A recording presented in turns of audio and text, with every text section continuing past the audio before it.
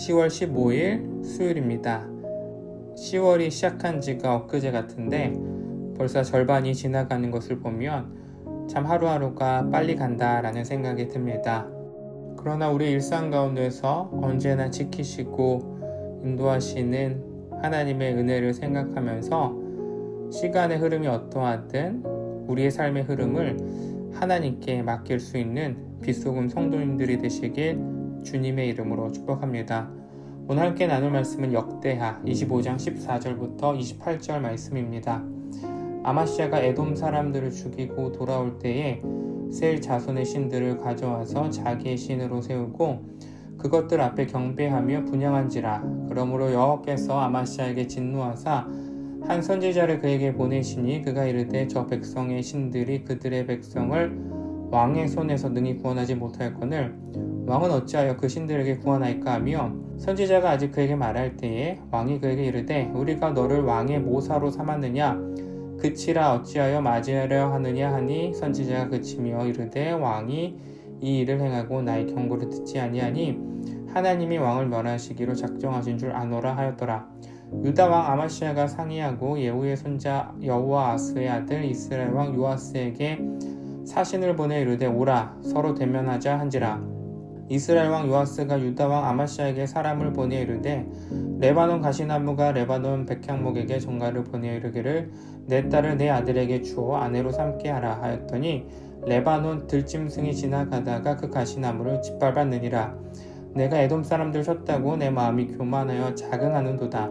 내 궁에나 있으라. 어찌하여 화를 자초하여 너와 유다가 함께 망하고자 하느냐 하나 아마시아가 듣지 아니하였으니 이는 하나님께로 말미암은 것이라. 그들이 에돔 신들에게 구하였으므로 그 대적의 손에 넘기려 하심이더라.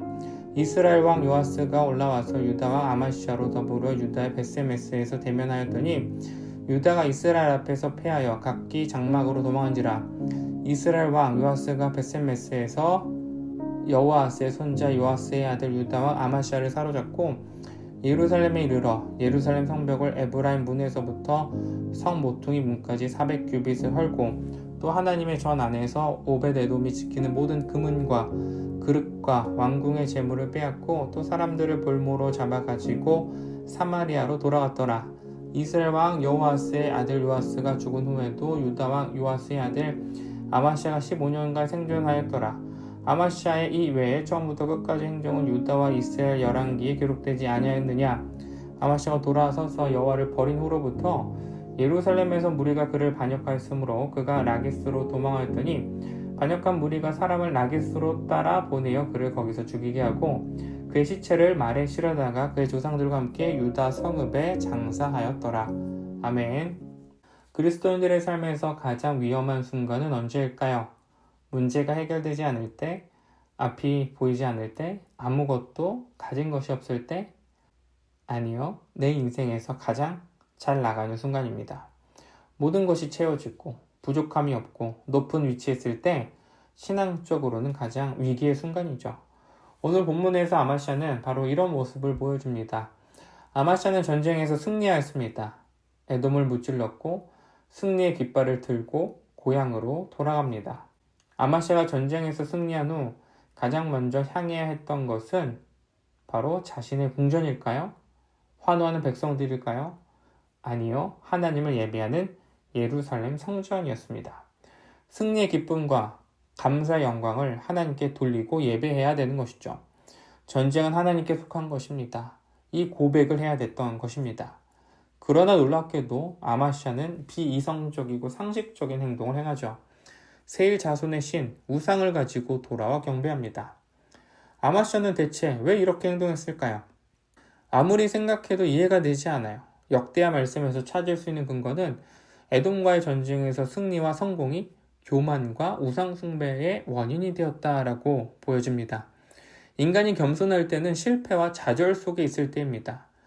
힘이 없고 연약할 때, 하나님밖에 의지할 수 없을 때 인간은 하나님 앞에 가장 겸손합니다. 자신의 나약함을 인정하고 직면하기 때문이죠.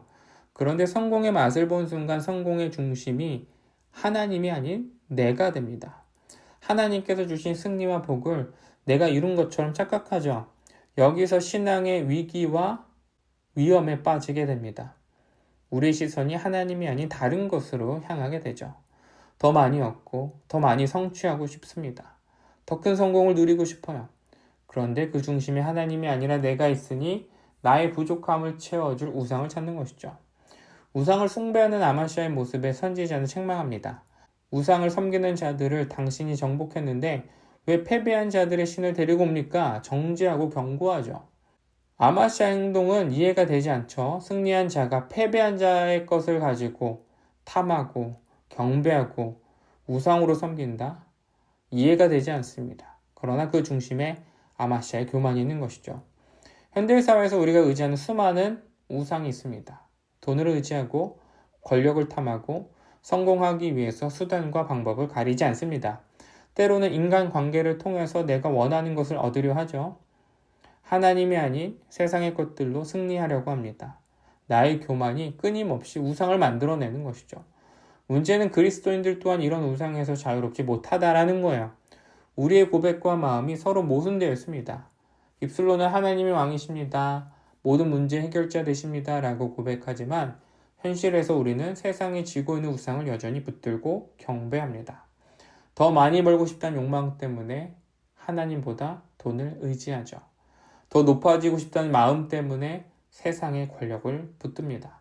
더 안정적인 삶을 원하다가 결국 하나님보다 세상의 안전장치를 더 믿는 것입니다. 아마시아는 전쟁에서 승리했지만 승리의 영광을 하나님께 돌리지 않습니다.